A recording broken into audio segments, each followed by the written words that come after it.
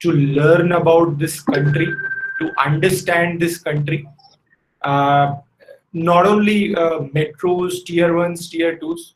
Some of my favorite experiences have come out from FMCGs. I've traveled 100, 150, 200 kilometers from large cities. I've gone into villages which just have a kacha road connecting them to a highway 20, 30 kilometers, a village covered in woods or hills.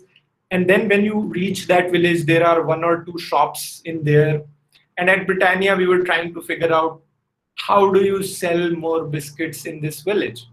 And that's an intriguing problem. And when I joined Britannia, I was just an engineer, so my head was wrapping around just making the biscuits reach there. But as you understand this country better, as you realize the depth and breadth of this country, you realize that that problem is a far more nuanced problem. That's a problem of a very long value chain with a company like Britannia maybe having 15, 20 or 30 manufacturing locations, and maybe 50, 60 CNFAs or distribution locations spread across states, and maybe 2 to 3,000 distributors till a few years ago numbers, and reaching out directly to at least a million and a half retail outlets.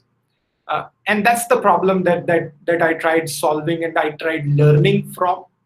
I did the same thing in telecom industry, and in the process, I also got my MBA from ISP. My digital journey actually started with the Times of India group. That again in a marketplace. There used to be a marketplace called India Times Shopping, maybe a legacy marketplace, and most of you guys may not know about it. But that in that time, 2011, and I'm talking Flipkart just starting up in India, and the legacy marketplaces for Rediff and India Times Shopping actually being the ones which were catering to the e-commerce needs of this country. I moved from there to Rocket Internet, and there again I built a marketplace for Jabong.com, which was primarily an inventory-driven model. From there, I moved to Paris, worked on a marketplace for the frontier markets. Frontier countries are defined as countries which are a curve behind the developing countries. So these are countries like Nigeria, Ghana, Morocco, Algeria, Bangladesh, Pakistan. Very interesting experience going to Nigeria and trying to set up marketplace, going to Nepal and trying to set up marketplace, and again the kind of problems that come your way when you are going into those countries. Nepal doesn't have a very good addressing system, and some of you might have gone through a viral address which Flipkart got, right? That problem was an everyday problem for us in Nepal. Very interesting stuff. Came back to India, worked with Snapdeal, headed their fashion business. And then last couple of years, I've been at the OLX group, which again is a classifieds contextually defined marketplace. And I've been building a omni-channel business for the group. Now we have retail outlets, which some of you might be aware of. We called OLX Cash My Car, present across 17 cities, 70 outlets. And now we've launched a new franchisee business also. I think my specialty and my passion is in building businesses from a concept to actually a scaled up version. I've done that time and again. OLX being the current example. When I joined OLX, we were a team of 5 people. From there, now we are almost 1,000 plus for this business itself. I've worked across product categories, fashion, electronics, automobiles, foods, telecom. That's a nuance that I understand. I personally like to read, and that's a habit that I interestingly acquired when I was at IIT Bombay. Like any ambitious kid, when I went in there, I always thought that I would do an MBA. And when I started talking to my seniors by the end of the first year. They said, to clear an MBA interview, you need to have a hobby. Probably they were ragging me or something or taking my case. And that stuck to me because before that I had just studied for JEE. And I said, okay, I don't know cricket, I don't know tennis, and I don't have too many artistic hobbies. What should I do? I started reading.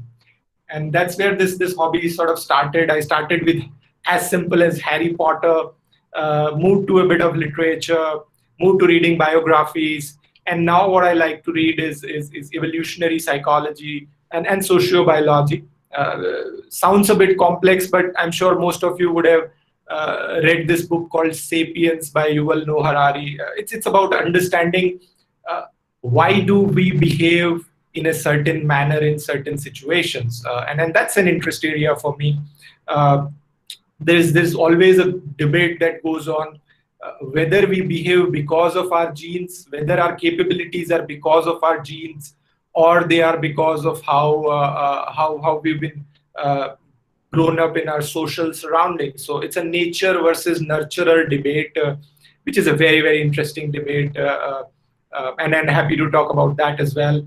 Personally, I have two naughty sons at home. My wife again, IIT Kanpur graduate. So that's who I am. And this context, while it's important for an MBA class, because I think one point that I would want to leave in your heads is that as Indians, we come across as shy marketeers of ourselves. And while you guys are in your MBA class, it's important for you to realize that uh, all of us would need to sell ourselves in next year and a half for the next stage in journey. And that's my learning, that marketing about yourself, we should not be shy. And that's a very American way of looking at things. While our marketing about ourselves as individuals might be subtle, but it's important that we market about ourselves. And that's the reason that I created this slide for all of you guys to take away with yourself, that start thinking about how do you market yourselves. What is it that somebody will have as a reason to believe in you, to invest in you for a long term? What is it that you bring in as authenticity as a brand? What does your personal brand stand for? And why would somebody believe in that personal brand? So that's who I am, and that this is what my personal brand is, and this is where I am in my career journey. I'd be more than happy to talk about the nuances, the ups, downs, various stages in this journey. I would really enjoy sharing experiences here. When you guys now know me, I think one thing I would want to know from this group is, what do you expect out of this hour and a half that you're going to spend with me? And this is important, guys, because that helps me make this monologue a dialogue. That helps me understand what should I be focusing on, whether this topic is actually relevant for this group, or I should be talking about something else, because this is a lot of time of, I don't know, 70-75 people, and I can't see the number of people that are on this call now, but these are 100 people who I'll be talking to, and we'll be spending maybe the next hour 15 minutes together. So guys, it would be good if you can share with me, what is it that you expect from this discussion? What are the 5 questions that you would want all of us to have answers about, and then we consider this time well spent. Uh, let's maybe spend a couple of minutes looking at those questions. Maybe chat, if chat is the way, then let's pop them up and uh, look at those questions, because that'll be interesting for me.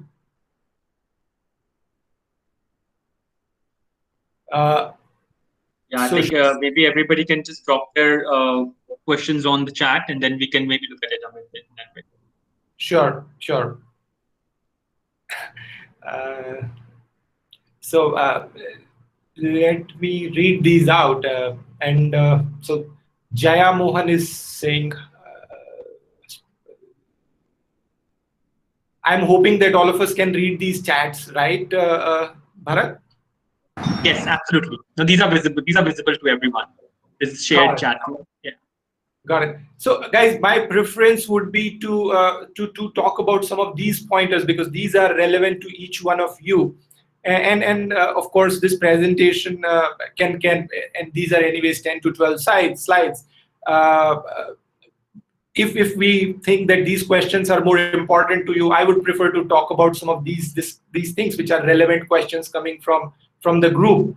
Does that work for all of us, guys? I take that as a yes if you don't say no, huh? Yeah. We are getting a few thumbs up. So Yeah. Okay. So let me see what Jai Mohan has to say. Post COVID, as you mentioned, customer preferences are changing. Do you see a high growth trajectory for second-hand vehicle market in next 2 to 3 years?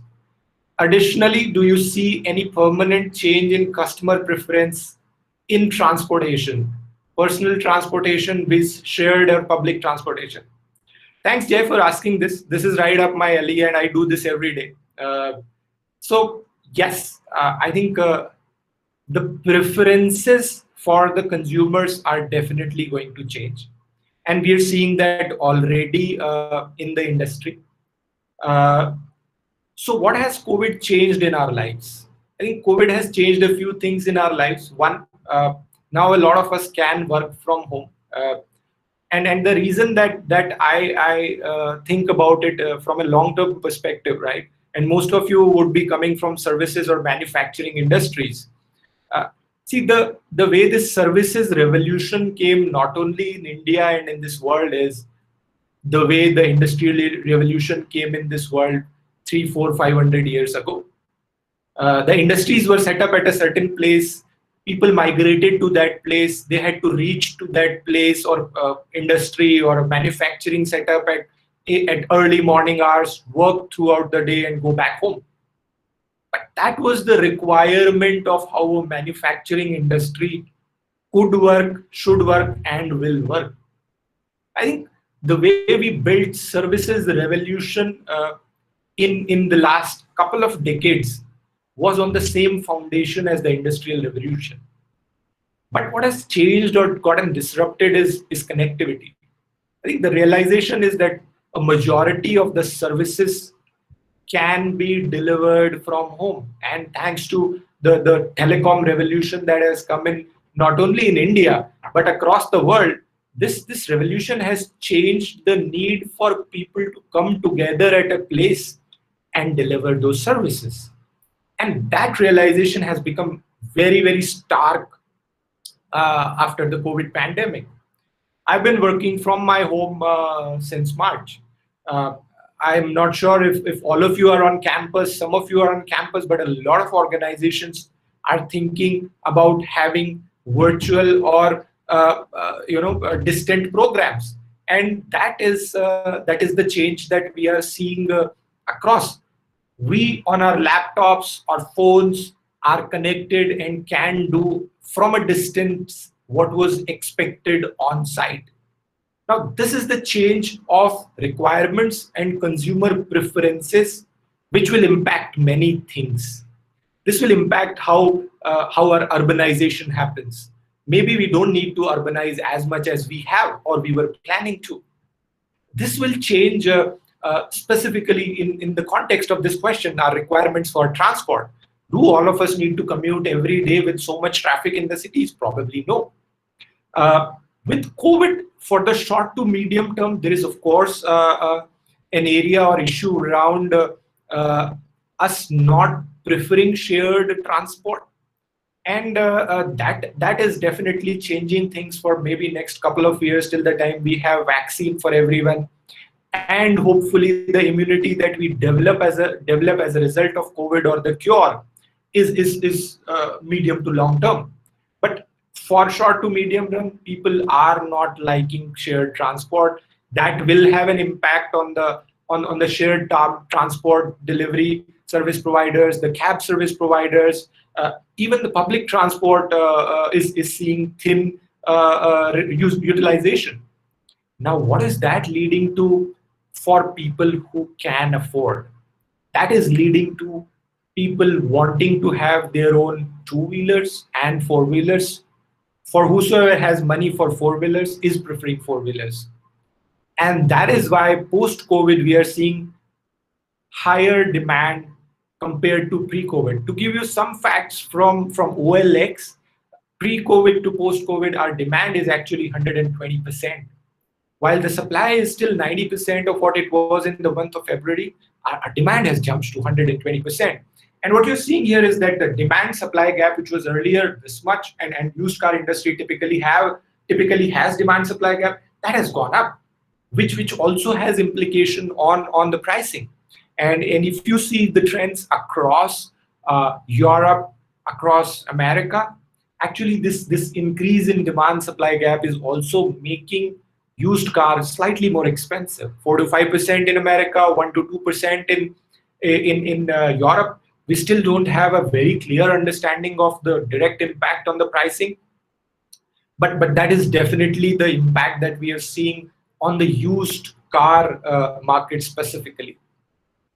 Going to what Arindam has asked, how can you develop a hobby without a passion?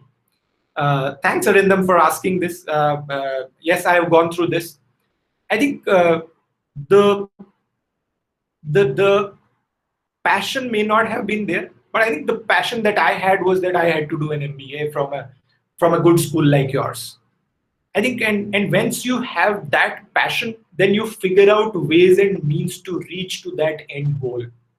So what I wanted to do was to do an MBA. And someone told me that you can't do it if you don't have a good hobby to talk about in your MBA interview. I still don't know if that is true or not, but that is what stuck to me. And this is me almost 15, 16 years ago, so not as mature to understand the difference between a serious, me being made fun of in a serious context.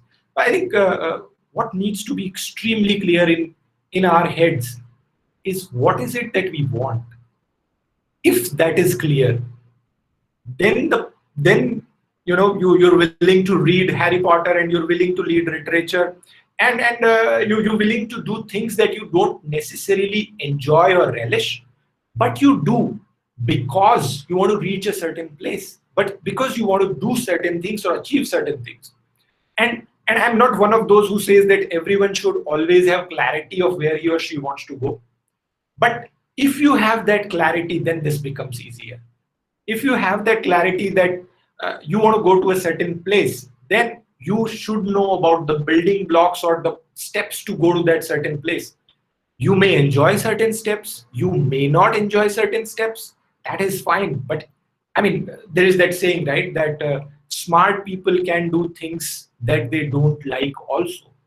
And then, there is that another saying, which is that love is all about watching the movies that you don't like. And I do believe in it.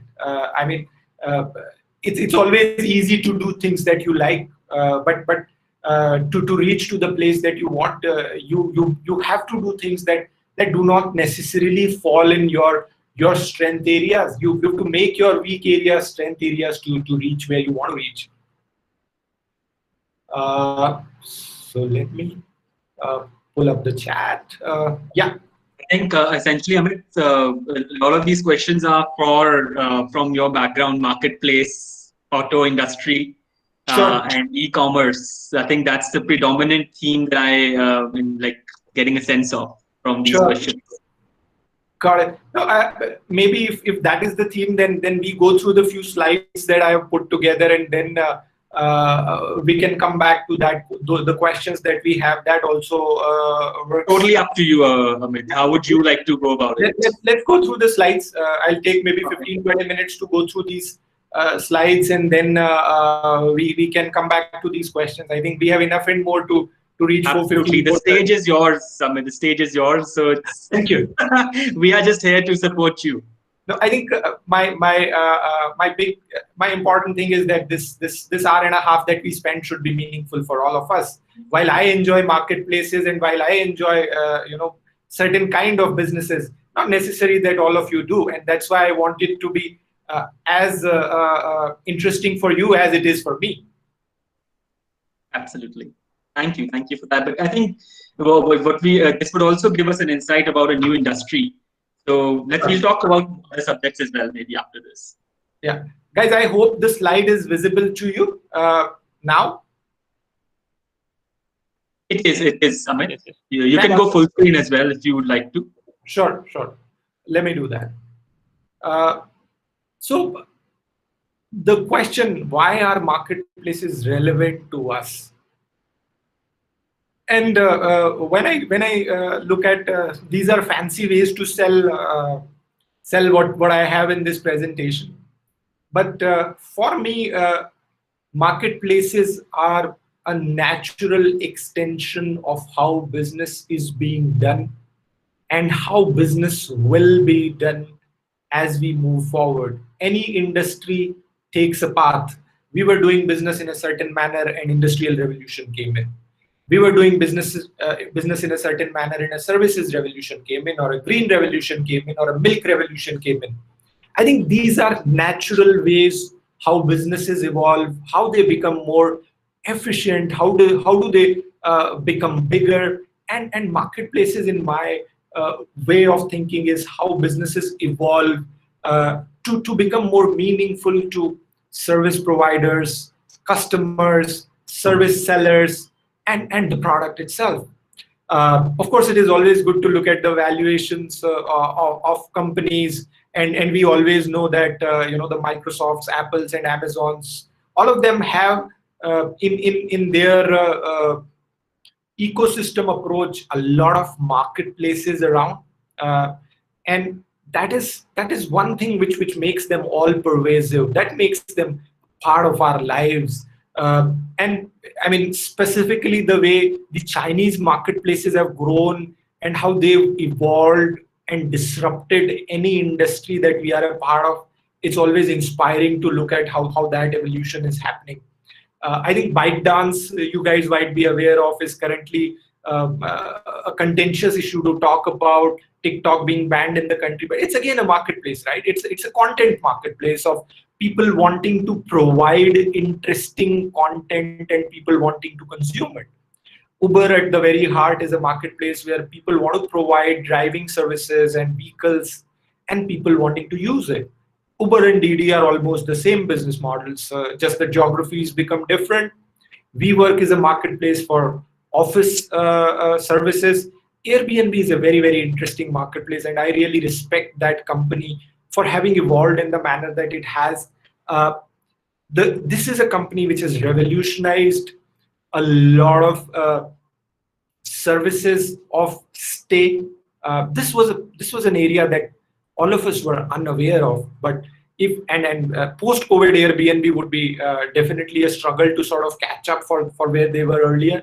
But I think, and I've stayed myself in Airbnbs, this business has revolutionized the additional capacity or space that we have in our homes. In India, we specifically do not realize or recognize the value of it. And my reasons for that is that we're still evolving as a country, and trust levels need to go up in this country. But where people can, where the development has happened in the economy and the trust levels are higher, Airbnb works like a magic. Grab, again in the same format as Uber or a Didi. DoorDash is a food tech marketplace. I think these digital marketplaces have scaled up very, very rapidly, and there are those memes and LinkedIn stories or forwards that you see that companies which are marketplaces are able to scale to a certain critical mass much faster and are able to build value much faster. That is true because there are network effects, as in the MBA terminology you guys might have read or would be reading in a few courses. Network effect is simply when a friend of yours uses WhatsApp and you are forced to come onto WhatsApp. That's network effect, and I think marketplaces have a very, very strong linkage to how these network effects work on the supplier and the demand side. And this is why I do believe that if all of you are looking at future will have a lot more digitally enabled marketplaces than what it has today.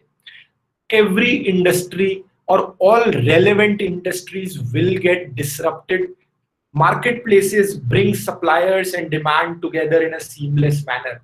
They reduce the difference in the information, which might be due to some people in being in certain geographies, or some people understanding certain products, others not. They just bring the information together on a certain place and make it easy for people to transact. And that is the value that each one of these marketplaces bring.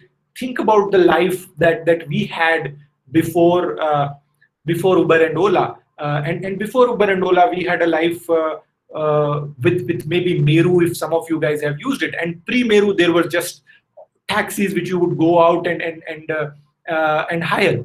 From there to here, we've traveled this journey in 5 to 7 years, where now on the tap of my button there will be a taxi service provider standing down at your hostel or below my apartment, providing his services. This is how seamless these marketplaces are. And very interesting marketplace that I really respect is on the e-commerce side is the Alibaba marketplace. They are the suppliers to the whole world. China being the manufacturing factory of the whole world, Alibaba marketplaces, AliExpress.com and Alibaba.com, they are actually creating such massive value for the whole world across countries. And this value is not only where we are in India or in Europe or in America. Go to Africa, and then you will see that some of the Alibaba Group sites are amongst the top 10 most visited sites in each one of the African countries. And that's the value that even the less evolved ecosystems are getting from these marketplaces coming in play. This is more of an academic slide, but I do believe it is important for us to go through this, because history helps us predict future better. And history also helps us to get a sense of where are things going to go from here.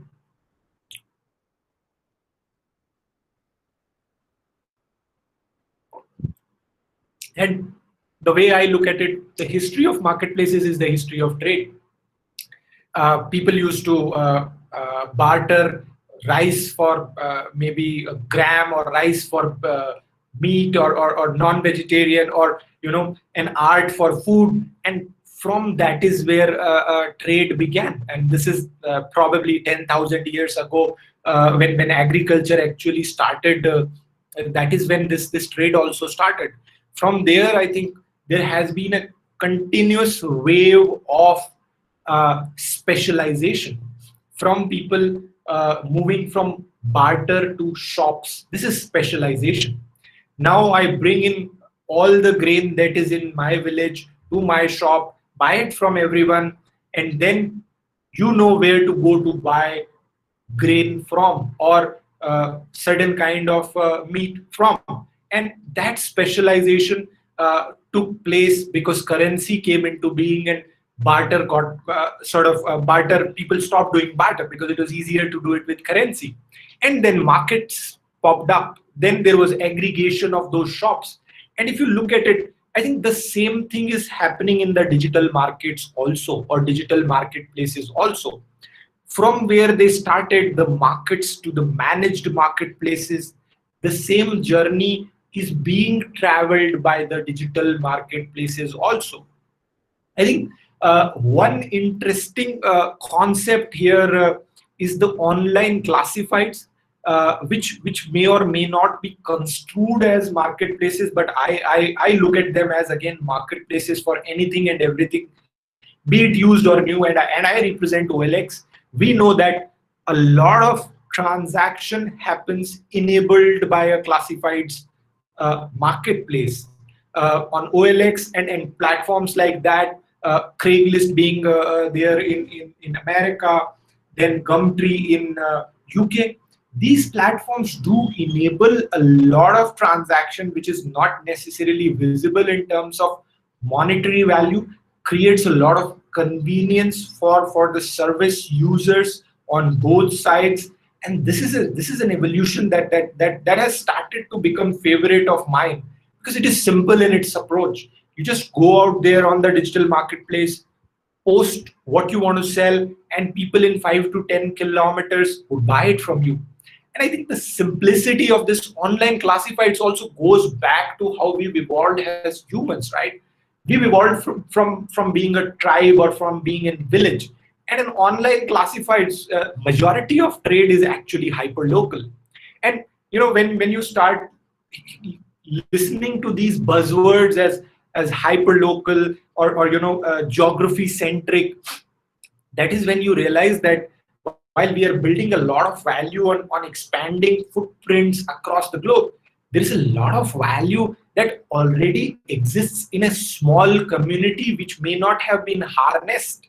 And that is where, I'm sure you guys in IIM Lucknow would have a large WhatsApp or a Telegram group where you guys would be exchanging services, products, and so many other things. And I am hoping not assignments.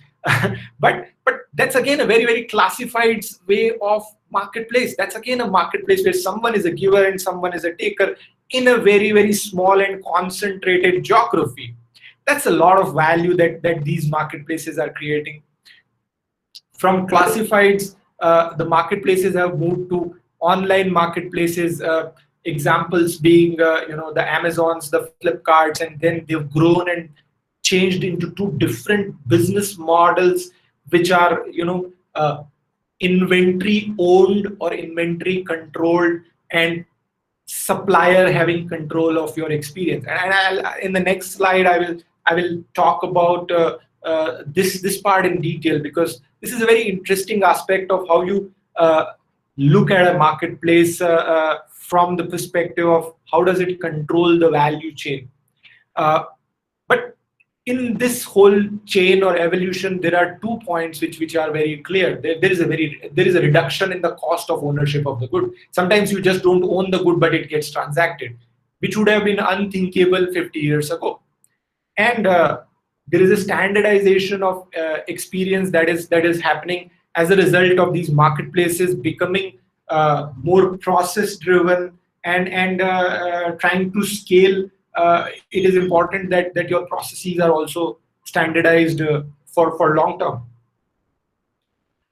But I think what is also important to understand is that by just opening a digital footprint of a business, you don't become a marketplace.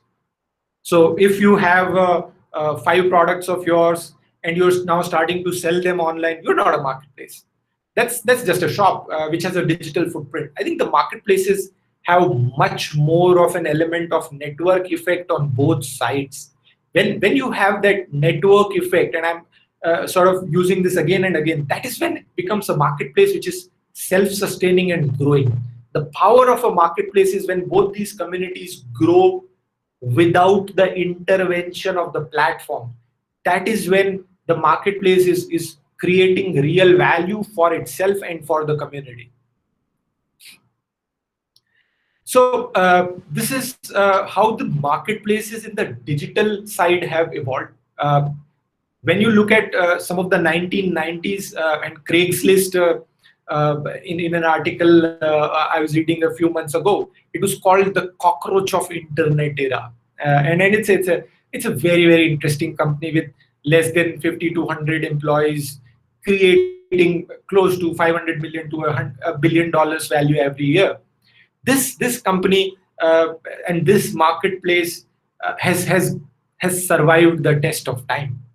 A lot of people have tried to displace Craigslist in America. It's a profitable company. It's a profitable group of users, but almost all of them have failed. People have tried to take share in certain areas and have been successful, but Craigslist works in America and is generating a lot of value for itself and its users.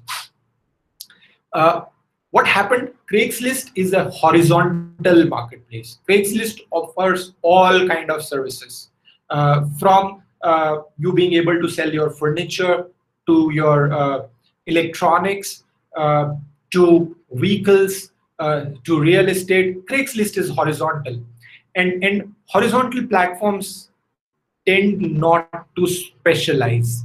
So if you want to sell a car and if you want to buy a car, then there is a certain need of showing that car in a certain manner on the platform, and that's not something that Craigslist or a horizontal platform is good at. A better comparison of it would be between a Flipkart or an Amazon trying to sell fashion products versus a Jabong or a Myntra.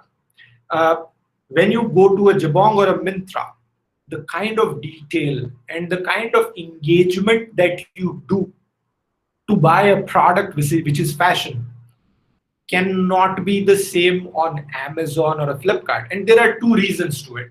One reason very clearly is that the platform's front end experience is not the same. When you go to Myntra, you feel fashionable, and that is the intent of the platform. On Amazon, you know that you're going to buy a book, you know you're going to buy a kitchen utensil, you know you can buy a selfie stick, you can buy a laptop. Then the platform is not able to provide all the details to you. But I think there is the deeper reason in my head is, what does the brand stand for? Amazon as a brand does not stand for buying or selling fashion. That brand can stand for commodities. You can buy clothes from Amazon, but you cannot buy fashion from Amazon or Flipkart. When you have to buy a dress in which you want to look good, you want to buy it from Amazon, you want to buy it from Myntra or Jabong because you feel fashionable in that dress. And I think that is where, while there is a certain utility that marketplace functionalities bring in, there is a certain utility to the brand that a marketplace also stands for. Craigslist being a horizontal one, and then they came an era of people trying to specialize into certain kind of verticals of that marketplace. For example, here a few names include, say, an Angel List or a Care or a Fiverr, right?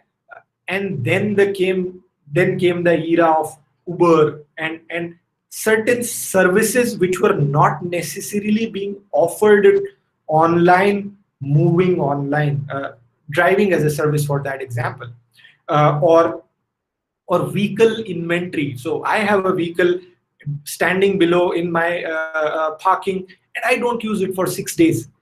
Can that be put on marketplace, and can I make money out of it? I think Uber did it very nicely, and that's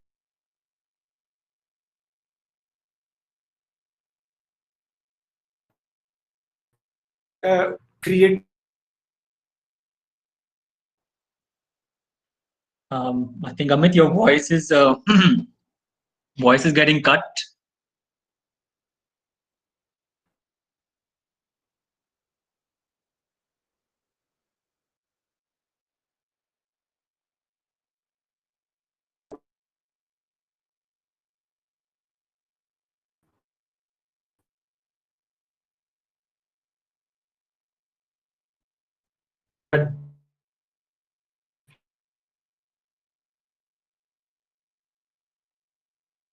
That is another meme which changed my internet.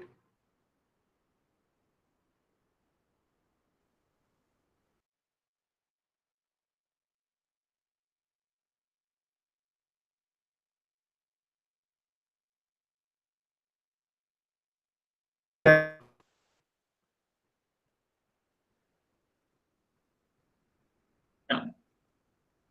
Is this any better? Yes, you're back. Yeah, I think, yeah. Yes, you're back now. And the voice is audible, or should I take off the video? Voice is audible, Amit. You're audible at the moment. Yeah, but Yeah, maybe, let me take off the video, and let's see if that works better. This maybe. internet is prone to power supply disruptions. So if I am out, presume that power supply has had an issue at my apartment. Uh, let me uh, let me No present it worries. again. No worries. Yes. Uh,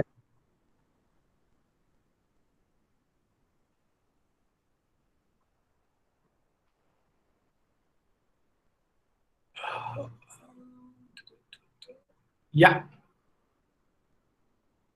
I hope my screen is visible Visible, yes, absolutely. and voice audible as well. Audible, yes, loud and clear. Fantastic. Cool. Thanks for pointing that out. I was just talking to my laptop in between, and you guys were not able to hear me. So, guys, I think there is a role of that brand, and there is the role of that platform enabling newer services, and that's how the evolution has happened from Craigslist being a horizontal marketplace to people looking at verticals, which could be real estate or automobile or jobs, to people bringing new services or new infrastructure online. In Uber's case, these are the drivers or the vehicles. And then the next era or the next stage has been managing this end to end. And by that, what I mean comes on this slide. So I think there are two models to running a marketplace, and there are two poles of a marketplace model. At one pole, I would put a Craigslist or OLX, where a service provider or a product seller comes, and a service buyer or a product buyer comes in on the platform. The platform's role is to enable information exchange between these two guys in a safe manner. And safe is also coming in now because people have started to use these platforms for illegal purposes. So the role of the platform in a clear or in a specific defined manner is to allow information exchange. So simplistically putting it up, you want to sell your mobile phone, you put it on OLX, and then somebody from IIM Lucknow in your 2 kilometers vicinity comes in and says, I want to buy it for 15,000 bucks. You agree upon it. The platform actually hasn't played any active role then other than allowing you to exchange this information, right? Now this is one pole. What is the other pole? The other pole is the other extreme. And let me bring in platforms like a Myntra or some parts of Amazon or Flipkart, which is the inventory model. Here the platform actually owns the inventory. Here the platform actually owns or influences what you're looking to buy. So the platform will or can offer which. So if somebody is wanting to buy a phone, and when you go on a managed marketplace or own inventory marketplace, what you're looking at is choices curated for you. Choices curated for you. You are somebody who bought a certain kind of products from that platform. The platform realizes that you can buy a mobile phone between 35 to 50,000, and you have a preference for Samsung and Apple. The platform will throw up choices in its own inventory which are falling in that bucket, and platform has that in the inventory. When you order that product, the platform from its location ships it using its own infrastructure to you, and that is a managed marketplace. Here the platform is able to control your experience. Here the platform is able to shield you from uncertainties which come in from the service providers who might be using other platforms but who are not directly controlled by the platform. So there have been instances of delayed delivery, wrong product being delivered, fraud, and so many more things which an own inventory platform tends to avoid. And an own inventory platform, because it owns inventory, tends to be capital intensive. And if we look at the global sort of P&Ls of own inventory versus marketplace, open marketplaces, you will see that own inventory platforms financially tend to be less profitable on the capital invested. And this is evident from the profitability of Amazon's core e-commerce business versus eBay's core e-commerce business. eBay's core e-commerce business is more profitable, return on capital invested is higher because the platform is reliant on the network effects on both sides. The platform doesn't necessarily control the value chain, it doesn't control the inventory. It is basically helping a service provider and a service buyer come together. So that is how the platforms on own inventory and manage marketplaces versus open marketplaces pan out. Where are we in this journey of marketplaces? By this, what I want to talk about, guys, is where are we today and where is it going to go in future? And had it been a physical interaction, I would have loved to pick your brains and have a really engaging and animated discussion. But here, what I'm saying is that if we look at different product categories, look at retail. 15% of US retail is already on e-commerce platforms / marketplaces. In China, the percentage is higher. In India, the percentage is growing rapidly, and during COVID, it has grown, as we all know. But e-commerce and retail are, while the sort of front runners or poster childs of marketplace economy, the reality is that marketplaces are all pervasive. Look at news. Look at mobility, look at travel. Oyo is such a fantastic example of a marketplace. Most of what Oyo provides you is not Oyo's own inventory. It is again bringing suppliers and demand together. And in the OTT platforms, there is a war going on between Disney, Hotstar, Netflix, and so many other platforms coming together. While this is where we are, I think there are 2 or 3 areas which impact this journey of marketplaces. One is that while most of the marketplaces have evolved in the C2C or B2C space, I do believe that marketplaces in the B2B space will explode in next decade and a half. And by that, what I mean is today, Amazon's marketplace serves end consumers, and now Amazon has started investing in a B2B website or a B2B marketplace. I think if we look at let's say a chemical industry, are there marketplaces which are facilitating specialty chemical suppliers connecting to specialty chemical buyers across the globe? The answer probably is not as evolved as the marketplace is for the consumers. And this was just an example. Let's think of cement. Cement is bought by consumers. Cement is bought by large real estate developers. Government is a large buyer in cement.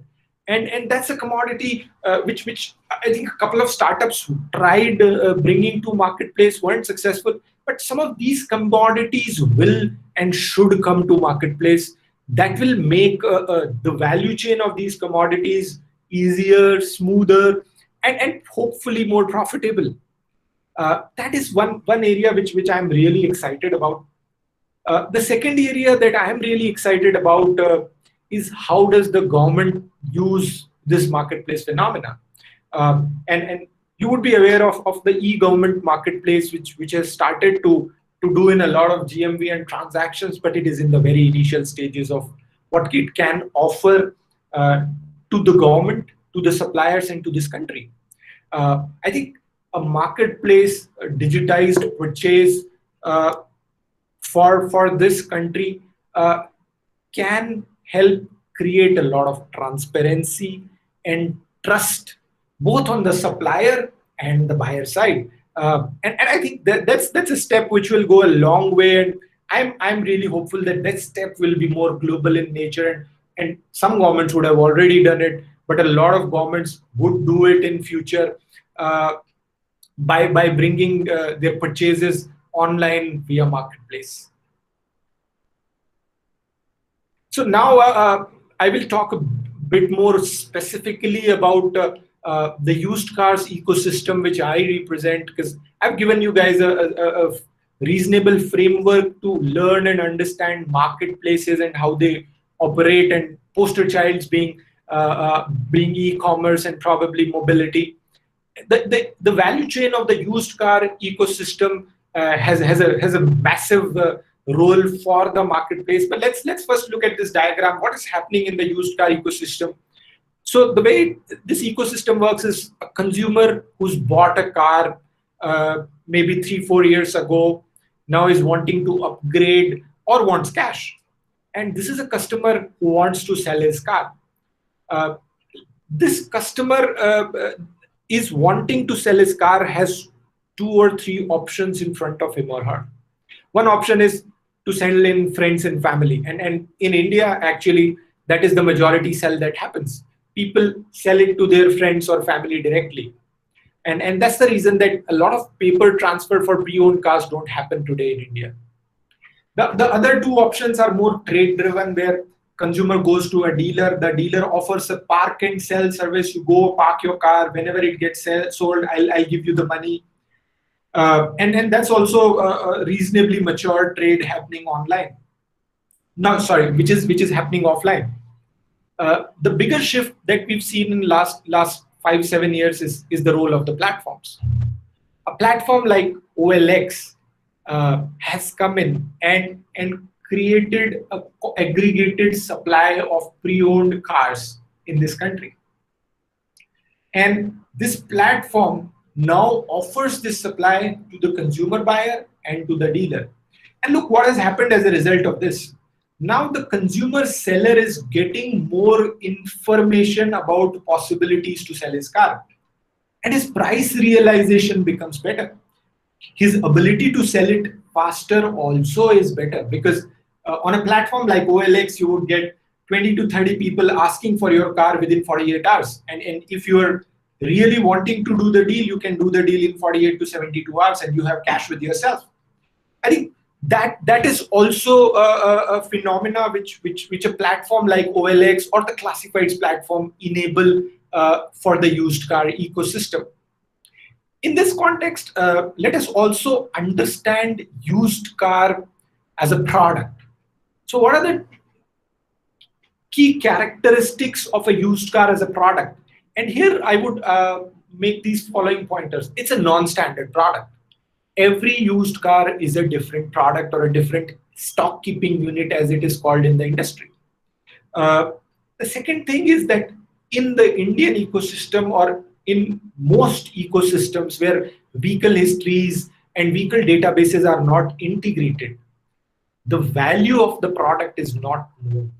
So should a used car, which is a Toyota Corolla driven 70,000 kilometers, diesel, top model, 2011, non-accidental, be worth 15 lakhs, 10 lakhs, 20 lakhs? The reality is that there is no logical pricing mechanism available for people to find the value of this product.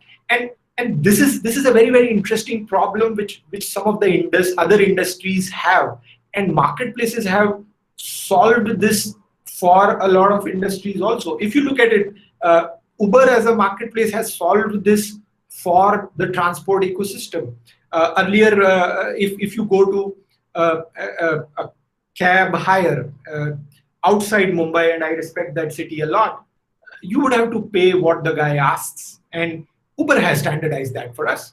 So I think the marketplaces bring this value of helping us find the value of the product also, because they are digitized, the information is being shared very, very quickly, and whatever negotiation that can or should happen happens faster.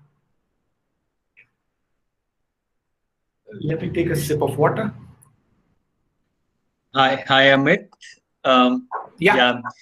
There are a lot of questions. Interesting conversation. A lot of people are throwing a lot of questions also in the chat box. So would you like to take some questions now, or at the absolute end? Totally up to you. I'm also looking at the time. So we Yeah. definitely want to engage with you on at a Q&A level as well. Sure. I think I've given a very sort of in-depth sense of what marketplaces are and how they've evolved and what is the industry that I work for. I'm happy to spend maybe next 15, 20 minutes taking questions. Sure. Okay. Yeah. So you want me to pick ones, or would you be able to help me with which one to I sort of? can help you. There are a lot of questions. I think people are finding it really interesting. And maybe after a few questions, you can maybe continue your presentation if, I mean, however you want. Like, so Sure. I'll give you some questions. I think Hitanshu has asked, I think, specific OLX specific question. He's saying, can you throw some light on any B2B, B2C engagement OLX is involved in? Sure. So B2B2C engagement is an interesting question, Hitanshu. What you're saying is a business is a supplier, business is OLX, and the product is going to the consumer. I'm assuming that's what you meant. If it is something else, feel free to clarify on the chat box. So yes, as OLX, there are car dealers or partners who list their cars on OLX, and we as a business are allowing them to list, and these cars are being bought by end consumers. And this is not only true for automobile as a category. If you look at real estate, there is a real estate developer who's listing his inventory on OLX, which is the B in between, and a customer is wanting to buy that inventory. There is a property broker who's putting his houses on rental, and an end consumer is looking to use that or buy that inventory on rental. So yes, OLX is definitely involved in B2B2C trade, where B being businesses wanting to use OLX for their products, and consumers responding and B connecting the B to C. Okay. Great. Thanks, Amit. Thanks for that. Sonal has asked a question. I think it's about your competition, Zoom Car. And I think you were just talking in your last slide about standardizing rates. And I think Zoom Car, even though they have a different model that they follow, but still there are certain similarities. So how would you differentiate yourself from that model? Sure. I think the fundamental difference between a Zoom Car marketplace and OLX as a marketplace is Zoom Car as a business is in the rental space of cars. So you go into Zoom Car and you rent the car for 7 days, 15 days, 1 month, and then give it back to Zoom Car. That car typically is provided to Zoom Car by a fleet owner from backend, or it could be a Zoom Car's own car also. And that car is service is being used by a consumer. Whereas our business model is helping people transact a pre-owned car. So in case of Zoom Car, the ownership transfer doesn't happen to the end consumer, Sonal. In case of OLX, when you transact a pre-owned car from one consumer to a partner, or a consumer to another consumer, the ownership transfer happens. I'm hoping that clarifies. But Amit, I mean, Zoom Car also has a system, right, where they can predict the price. Or is it? Am I correct? I think they've made a software how to evaluate the price of a car if somebody wants to buy a car. Is that still, or is that a different company I'm talking about? So it is possible that the Zoom Car business model has evolved from where they started. Bharat, earlier, at least till what I remember of Zoom Car, they were largely a service provider for short duration rentals. No, I will go with your. I think maybe I'm mixing two startups. So okay, so sorry for that. We'll move on. Yeah. So I think I'm going to combine two questions. At least Siddharth has asked a question, and I'm going to combine my question with his. He's asked that what is the key to draw new customers or key to draw customers to a new marketplace, and how to retain them in such a competitive time. And my question is kind of elaboration of this. And when you enter a new country or a new geography, how do you build a marketplace from ground up, and how do you identify the cultural nuances in that geography? Sure, sure. Thanks for that question. Uh, so let me take a step back and answer it in a manner, right? That if your product has value for the users will come in. How many of us remember being pushed to use Facebook or WhatsApp or Telegram, or for that matter, any of the marketplaces that we use today? I think that there's a mix of things which drove us to these marketplaces. One element is what I call simplicity of usage. From what you were doing earlier, using that marketplace for the specific purpose, whether it was to hire a cab or buy a product or sell a used product on OLX, it was simpler. I think the second element is, of course, marketing. The platform does a lot of marketing to attract consumers on its platform to kickstart network effects. Uh, and once these network effects kick in, then the platform becomes self-sustaining. There are a lot of used product sellers on OLX, and if you have to buy a used product, there is no other way or no other place to go to. You just go to OLX, and that's a network effect, right? Same as WhatsApp. How many of us don't have WhatsApp today? Uh, the reason is that it's an information exchange network effect driven place. If you don't have WhatsApp, you're out of it. And I think that's where, let's say, TikTok has built itself in last couple of years. All of us may or may not have TikTok, but it has created a lot of value for a new commodity, which is short duration videos like Twitter created maybe a few years ago. And all of us reached, or a lot of people reached on TikTok. It has become a massive information disseminator for interesting content. I think, to be very honest, I'm really inspired by the way TikTok has globally succeeded. It's a marketplace of content service providers and content users or content viewers, and they don't do anything other than identify a need gap. Earlier, we did not know that there was a need gap which existed, which was short duration, 30-second, quick bite videos which make you laugh or which make you see a specific thing. Twitter identified this gap in text maybe a decade ago. They identified it a couple of years ago, and it works. I think it's about the value that you create and the need gap that you identify more than anything else. Yeah, thanks, Amit. Thanks for that. I'm just going to ask a little, just a related question. It's not though actually, but I mean directly related. But you spoke about inventory model and marketplace model. So in that sense, what is your point of view on India's e-commerce policy? Where I think India, I mean, if I may ask that question, they said that either a company can be a marketplace or can be an inventory-based model. And they also have this new law, which is about intermediary liability law. Because as you mentioned that in a marketplace model, platform does not have a big role to play in that sense, how buyer and consumer are interacting. But is the platform liable for any, in that sense, how do you ensure quality? So these two questions, it's an e-commerce policy and the intermediary liability, and what is the responsibility platform has in this kind of a scenario? How to ensure their reputation? Sure. Let me answer this from how we look at it at OLX.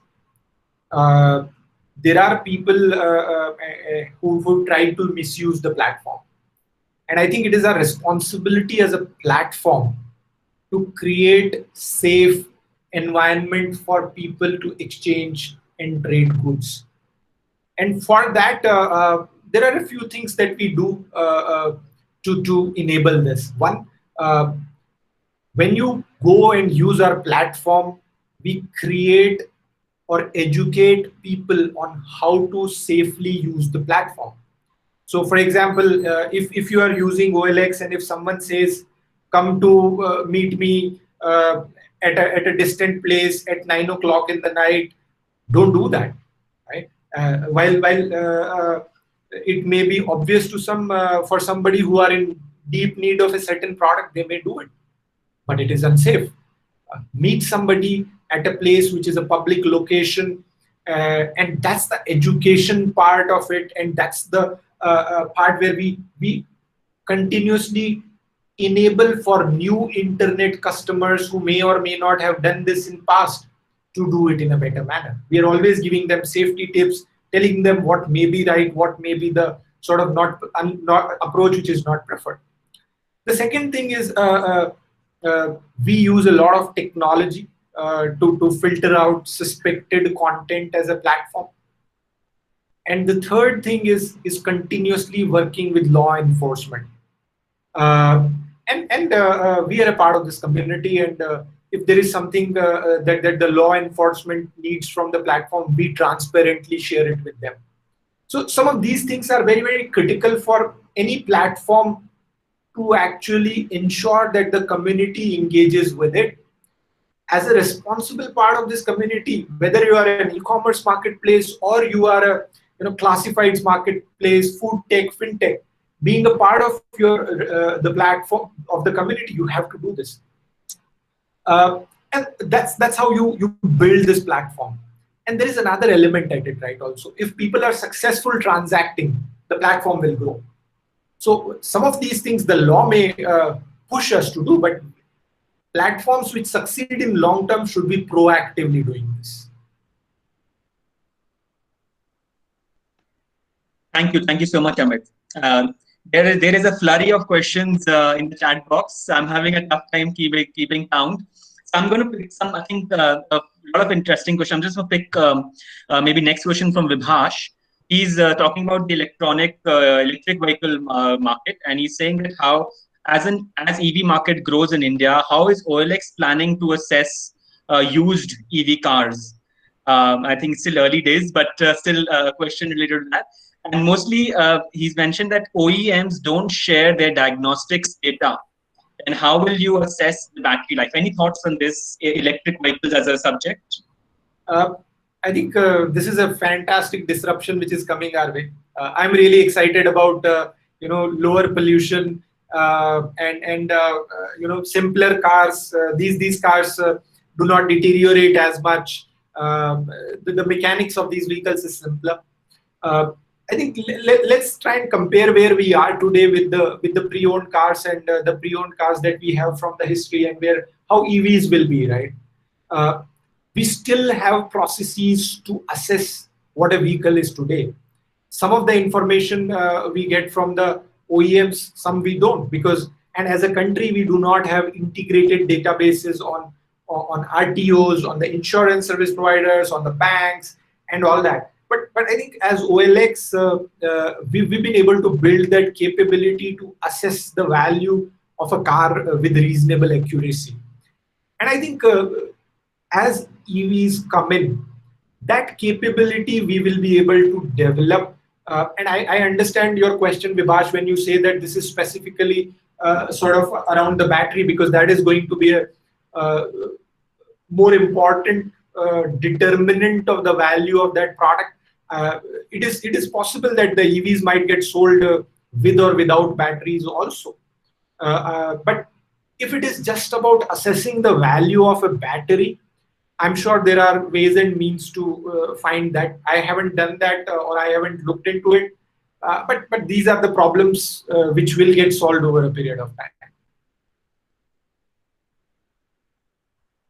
Thank you, Amit. Yeah, I agree with you. It's an exciting subject, electric vehicles, and sustainability as a subject, and it's becoming more and more relevant.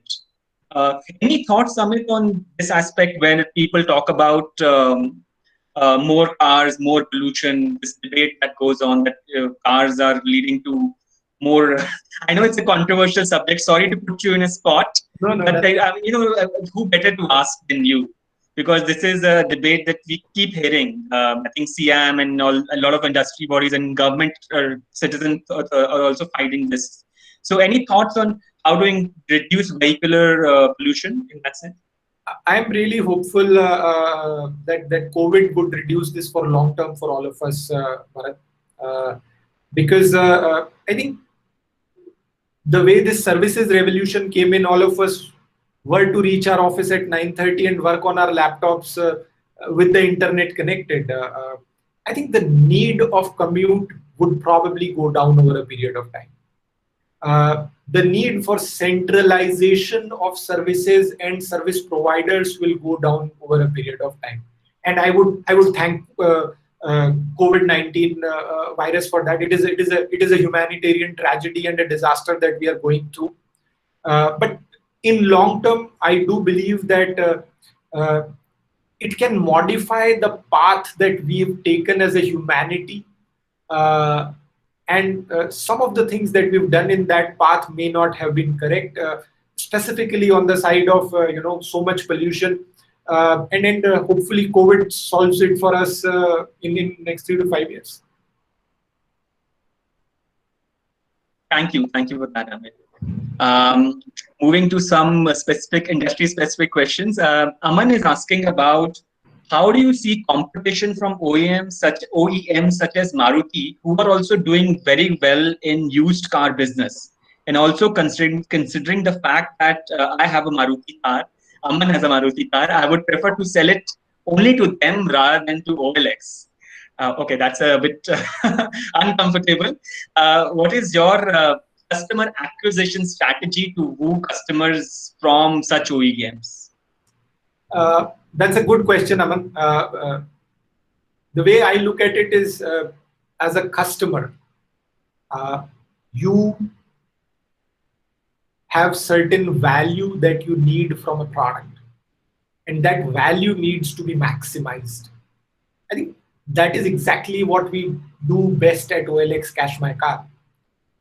Because we are a running marketplace where there is demand for all kinds of cars coming in from all parts of the country, uh, the demand for the product that you have is much higher and much diverse. It allows us to increase the value of the product that you have. And that is the reason that we are able to compete with people around and create value for our consumers. So I think the genesis of this answer lies in us having a far bigger base of partners wanting your car and buying your car. I hope that answers you. And hopefully you choose us. Okay, Aman says thanks, thumbs up. So I think good for now. I think we just spoke about environment. I think it's touched a chord. A few people are asking questions related to that. So Ratandeep has asked about the scrapping policy, and is saying that scrapping industry as a whole in other countries is huge, while in our country it's still very fragmented. And how do you see auto resale market shape up because of the upcoming national scrapping policy for the auto industry? Are you planning to have any aggregations in this area? So I think for us, and these laws are still sort of dependent on the geography and the place that the car comes in from, and that's the advantage of being a marketplace, right? Eventually, from a supply standpoint, there are consumers, some of whose cars may be classified as scrap, and some of their cars may not be classified as scrap. And our responsibility as a marketplace is eventually to find the right demand for this product. If it is a product which is today not scrap, tomorrow gets classified as scrap, then our responsibility to make our platform liquid and make transactions happen is to find newer aggregators or demand for that scrap. So it is possible that the demand might have a certain lag, but because we are a marketplace, as soon as that demand comes in, that will be there on the platform. And because we are the go-to platform, that demand will automatically come to us. Uh, that is how I see this. So our role in this is fairly sort of seamless. Eventually, what we are doing is connecting supply to demand. If the classification of supply changes, the specific utilization of that supply, we will need a different set of partners to utilize that supply. And as OLX, I think we have that demand now. If the demand goes up, then also we are prepared for it. Great, Amit. I think in the interest of time, I'm going to take one more technical question, and then maybe we can move to a different, maybe softer skills aspect of your work. So I'm going to combine two questions. Saurabh has asked, Saurabh Mittal, you might know him. So he's asked a question: why do marketplace companies see sudden rise and fall? Is it the nature of the business? And I'm just combining Sarat's question, which says that what is the thought process of OLX behind moving from a marketplace to a franchise model and to add that into its portfolio? Sure. So I think eventual role of a marketplace is to allow people to meet and do transact. If a marketplace is successful, people come in very, very quickly. But if any one of these balances start to fail, then both sides start to fail. So that's why the rise and the fall. Honestly, I think if you look at the history, wherever marketplaces have been able to create supply and demand on both sides, largely most of them have been successful. I think where they've been displaced is when somebody has offered that service better. Right? In a way, maybe WhatsApp has displaced the telephone calls because it has provided that service better. Right? So it's not necessarily connected to the demand and supply, but the value proposition of the marketplace.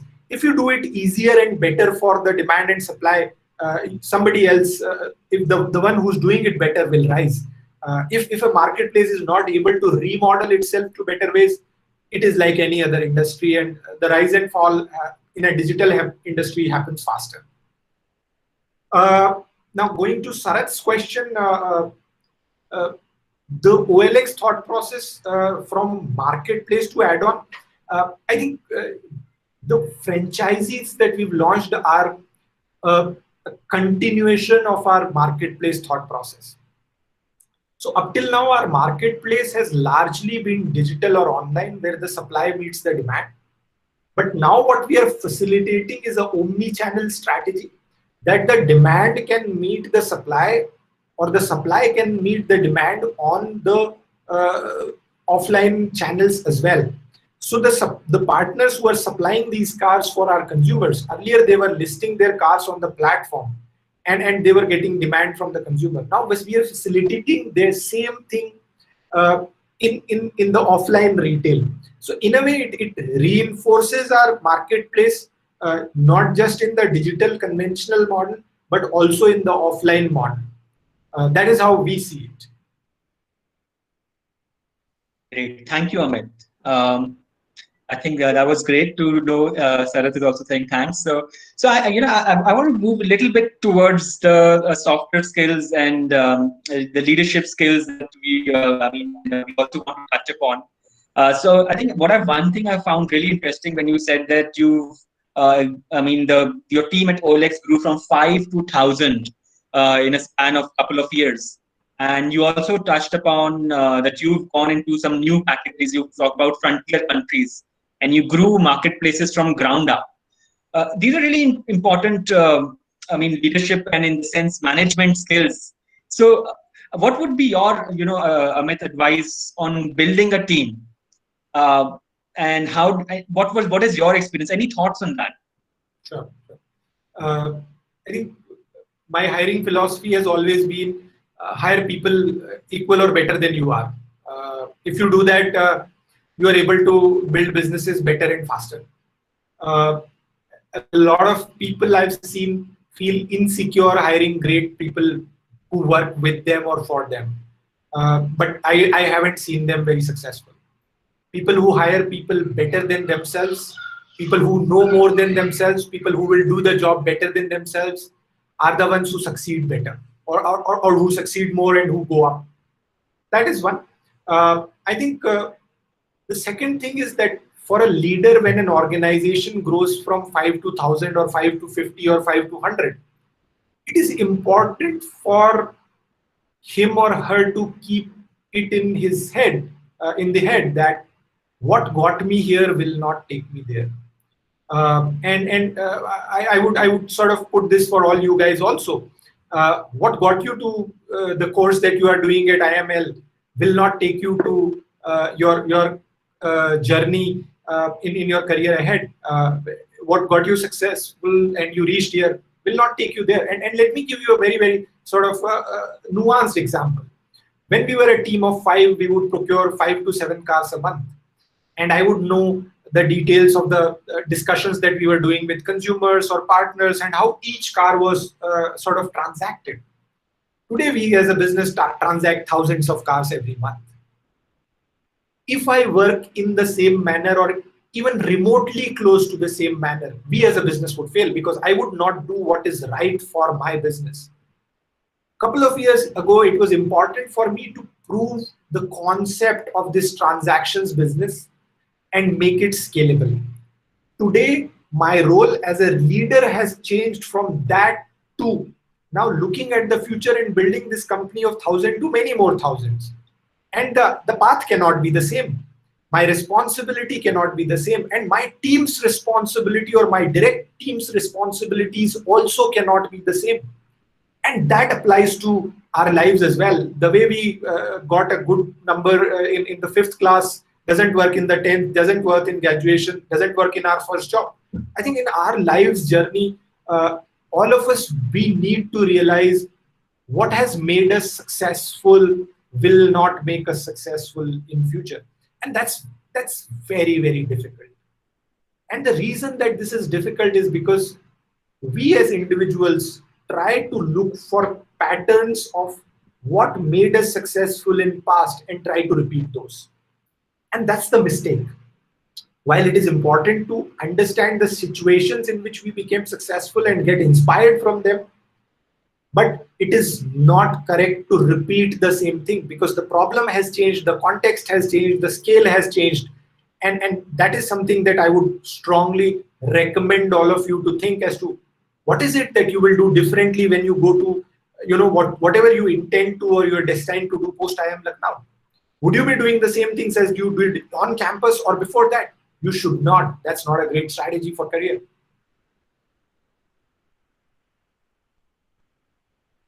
Thank you, Amit. That was really profound. I think these are valuable lessons. Apart from what functional knowledge that we are gaining, these things are also extremely important. I'm just trying to think what is. I'm looking at the clock as well. Could we extend the session by 5 to 10 minutes? Is that okay with you, Amit? Yeah, 5 to 10 should be fine. Great. Thank you so much. Thanks a lot. Just because we were finding this discussion really interesting. And I hope it's fine with everyone else as well. Maximum 5 to 10 minutes, not more. When you talk about leadership, and I'm sure, you've had an illustrious career. You've worked across geographies, across countries, different markets. What would you call ideal qualities of a leader that you would advise us to imbibe us in ourselves? And I would just add, because another question by saying that any lessons from your MBA at ISB that we could adapt to in our MBA? So those two questions. So I think the first one is a good leader should make himself useless for the assignment that he got assigned to within 9 to 12 months. Whatever you are expected to do should get automatically done by your team in 9 to 12 months and you should be useless. That is good for two reasons. One, that means that as a true leader, you've created an empowered set of leaders who are able to do what was expected. And the second thing is then you get to do more for the organization, for your own business, if you are running your own business, for whatever context. This is a very, very sort of core philosophy of mine. Whatever I have been assigned to, I should create an empowered, autonomous set of team or people who are able to do that without my intervention in 9 to 12 months. If I am successful in doing that, I think as a leader, I have done the right thing. I've created the right solid team which should be doing it. As a leader, you should not be the doer. You should be the creator of the right team. Your role is to build the right vision and put the right people in place to do it. That is the way you create scalable businesses, and that is when you are a scalable leader. So that was part one of the question. Can you remind me the part two of your question? Part two was about your experience at MBA, and what could we learn from that? That's an interesting one. I actually, on campuses, there is typically a buzzword around networking and networking a lot. I'm not a big fan of a plastic networking. I think it is when you are on campus, create good, solid friendships, create friends for life. This is a 2-year course or a 1-year course that you guys are in? Ours is a 1-year. Yeah, I think then it becomes even more important, right? I'm not a big fan of plastic relationships where you shake hands with 100 people but don't know 2 of them also. Build some good, solid 5-10 friendships for life. People who you can reach out to at 12 o'clock in the night, and that is my preferred way of living this 1 year at campus better, right? I'm not a big fan of plastic. Fantastic. Great. Thanks a lot, Amit. I think, again, we are overshot already. So I'm just going to invite Sid, if he has, I think he has a few, he's left a few comments. So Sid, over to you. Thank you so much, Amit. Just a last question. Since you mentioned that you're an avid reader, can you recommend some books to us? Like the books that you like. Sure. I think Sapiens by Yuval Noah Harari is a must read for everyone. It helps you understand life better. That is definitely one. And then there is a book called Thinking Fast and Slow. It's an involved read, and it's a long book. But if you guys have patience, it has some very good management lessons also, and life lessons, I would put it. So I think these 2 books would be up there in my list to read. Great. So thank you so much, Amit. I would want to thank you from the behalf of the whole batch. And we've got a lot of folks coming in from the automotive sector, the retail, e-commerce, and the fashion sector. So I'm sure not only these guys, the whole batch found pretty interesting all your answers to the questions that we had, and all the queries that we shot at you. Not just that, even the PPT was pretty insightful. So we really thank you for your time, and we wish that this situation subsides and we really get to meet you in person sometime in campus. Sure. Really appreciate the time. Thank you very much. Absolutely. I mean, I think you're in the same town as us in CR. So maybe I think if the situation allows us later in the year, maybe we would like to do an offline session with you. I know we couldn't cover your entire PPT also today. No worries. But I think it is about the value, right? I hope you guys found it interesting and valuable. Absolutely. Should we take one? Amit, is it okay to post about this session on social media? I will come back to you guys on that. I will. Okay, great. So, but in that case, could we take a photograph of just everyone we had? I mean, maybe when you will give us permission, only then we'll post. Yeah, that's a good idea. That we should definitely do.